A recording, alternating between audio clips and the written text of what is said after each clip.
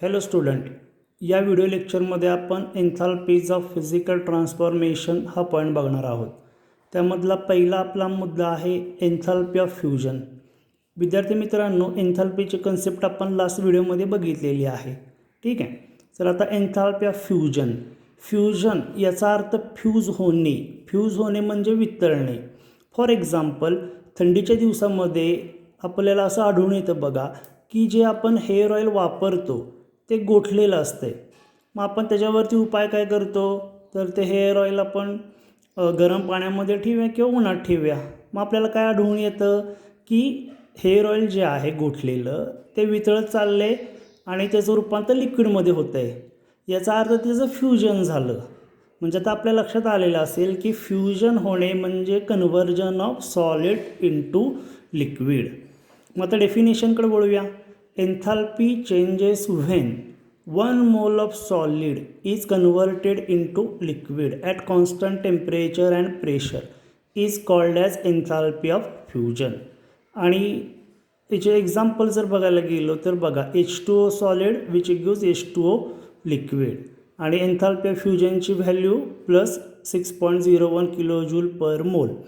आता दोन मुद्दे क्लिअर करतो. पहिला मुद्दा हा, हे एन्थाल्पी ऑफ फ्युजनला मी असं काय लिहिलेलं आहे, तर त्याचा शॉर्ट फॉर्म्स वापरायचा आहे. ते आपण पुढे एक पॉईंट आहे थर्मोकेमिस्ट्रीमध्ये, त्याच्यामध्ये ते डिटेलमध्ये बघूया. आता तरी थोडक्यात अर्थ समजून घ्या. ट्रायंगल काढलं याचा अर्थ डेल्टा. डेल्टा म्हणजे ती रिएक्शन कंप्लीट झालेली आहे. फ्युजन आहे त्याचा शॉर्ट फॉर्म FUH आणि H म्हणजे एन्थाल्पी, म्हणजेच एन्थाल्पी ऑफ फ्युजनचा शॉर्ट फॉर्म झाला. ठीक आहे. याच्यानंतर दुसरा मुद्दा, एक्झाम्पल बघा, H2O सॉलिड म्हणजे बर्फ. बर्फाचं कन्व्हर्जन H2O लिक्विडमध्ये झालं आहे आणि याची एन्थाल्पी ऑफ फ्युजनची व्हॅल्यू मी प्लस 6.01 किलोजूल पर मोल लिहिलेली आहे. मायनस काय लिहिलेलं नाही आहे, तर आपल्या लक्षात असं येईल की तुम्हाला सॉलिडचं रूपांतर लिक्विडमध्ये करायचं आहे. मग लिक्विडमध्ये करत असताना सॉलिडनं उष्णता ॲब्सॉर्ब केली पाहिजे. म्हणजे सॉलिडसाठी ती इनकमिंग उष्णता झाली. इनकमिंग झाली म्हटल्यावरती चिन्ह कुठलं आलं, प्लस. म्हणून चिन्ह मी दिलेले प्लस 6.01 किलोजूल पर मोल. तर ही अशी सिंपल कन्सेप्ट झाली एन्थाल्पी ऑफ फ्युजनची. याच्यानंतर दुसरी कन्सेप्ट आहे एन्थाल्पी ऑफ व्हेपरायझेशन. आता नावातच आहे बघा, व्हेपरायझेशन होतं आहे याचा अर्थ कुठून कुठं जाणार आहे, तर लिक्विडचं रूपांतर वेपर फेजमध्ये. मग डेफिनेशन जी फ्युजनची होती त्याच्याशीच पॅरलल व्हेपरायझेशनची बनवायची. Enthalpy changes when 1 mole of liquid is converted into vapour at constant temperature and pressure is called as enthalpy of vaporisation. आणि हा त्याचा सिम्बॉल झाला डेल्टा VAPH. एन्थाल्पी ऑफ व्हेपरायझेशनचा हा सिम्बॉल झाला. मग 1 मोल पदार्थाचं रूपांतर, 1 मोल लिक्विडचं रूपांतर वेपर फेजमध्ये करण्यासाठी लागणारी उष्णता म्हणजे enthalpy of vaporisation. Example as usual, water लिक्विडमधलं पाण्याला उष्णता दिली म्हणजे पाण्याने उष्णता घेतली इनकमिंग, त्याचं रूपांतर H2O गॅसमध्ये झालं म्हणजेच एन्थाल्पी ऑफ व्हेपरायझेशन. आणि म्हणून चिन्ह प्लस 40 किलोजूल पर मोल. म्हणून चिन्ह कोणतं आलं, प्लस हे चिन्ह आलं. याच्यानंतर एन्थाल्पी ऑफ सब्लिमेशन ही तिसरी कन्सेप्ट आहे. आता सब्लिमेशन होतं याचा अर्थ आपण ऑलरेडी सब्लिमेशन ऐकून आहे की सॉलिडचं रूपांतर डायरेक्टली गॅसियस फेजमध्ये किंवा व्हेपर फेजमध्ये होत असेल तर त्याला सब्लिमेशन म्हणायचं. मग आता डेफिनेशन जे आहे ते फ्युजन व्हेपरायझेशनशी पॅरललच आहे. Enthalpy changes when 1 mole of solid is converted into vapour at constant temperature and pressure is called as enthalpy of sublimation. आणि त्याचा symbol delta SUBH. Enthalpy of सब्लिमेशनचा शॉर्ट फॉर्म झाला. त्याच्यानंतर एक्झाम्पल बघायला गेलो तर बघा, एक्झाम्पल H2O सॉलिड त्याचं रूपांतर H2O gas. Enthalpy of sublimation plus 46 kilojoule per mole. तर आता विद्यार्थी मित्रांनो, आपल्या असं लक्षात येईल की H2O सॉलिड त्याचं रूपांतर H2O गॅसमध्ये डायरेक्टली होतं आहे का, तर नाही होऊ शकत. त्याला 2 स्टेप यायला लागणार आहेत.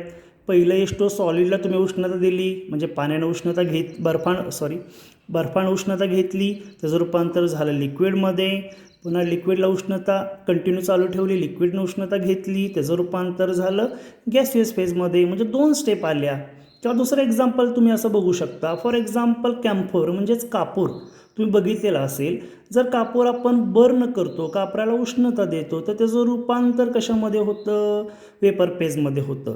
पण तुम्ही कधी केअरफुली ऑब्झर्व केलं आहे का की कापूर जर मी जास्त थोडे 5-6 कापूर घेतली, त्याला उष्णता दिली, तर काही वेळेला त्याचं लिक्विड, काही कापूर जो असतो तो लिक्विडमध्ये पण ताटामध्ये किंवा प्लेटमध्ये दिसतो आणि काही कापूर वेपर फेजमध्ये असतो.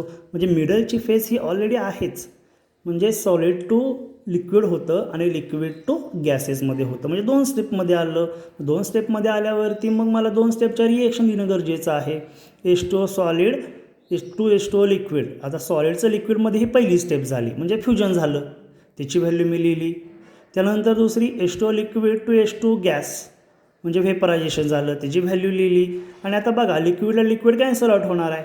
मग इथं काय राहिलं? H2O सॉलिड आणि या बाजूला H2O गॅस, म्हणजेच एन्थाल्पी ऑफ फ्युजन यांची टोटल झाली 40 + 6 46 किलोजूल पर मोल. म्हणजे आपला फॉर्म्युला असा बनला, enthalpy of sublimation is equal to enthalpy of fusion plus enthalpy of vaporisation. हा फॉर्म्युला बनला. माझा थोडक्यामध्ये इन शॉर्ट तुम्ही इझिली ह्या तिन्ही कन्सेप्ट पॅरलेलच आहेत. फ्युजन करताय म्हणजे 1 मोल सॉलिडचं रूपांतर लिक्विडमध्ये करताय, त्याला फ्युजन. वेपरायझेशन म्हणजे काय? 1 मोल लिक्विडचं रूपांतर गॅसमध्ये करताय, त्याला वेपरायझेशन म्हणायचं. आणि सब्लिमेशन 1 मोल सॉलिडचं कन्व्हर्जन त्याच्या वेपर फेजमध्ये करताय, त्याला सब्लिमेशन म्हणायचं. अशा तिन्ही कन्सेप्ट अतिशय सिम्पल आणि पॅरलल आहेत. नेक्स्ट व्हिडिओमध्ये आपण याच्या पुढच्या कन्सेप्ट बघूयात. थँक्यू.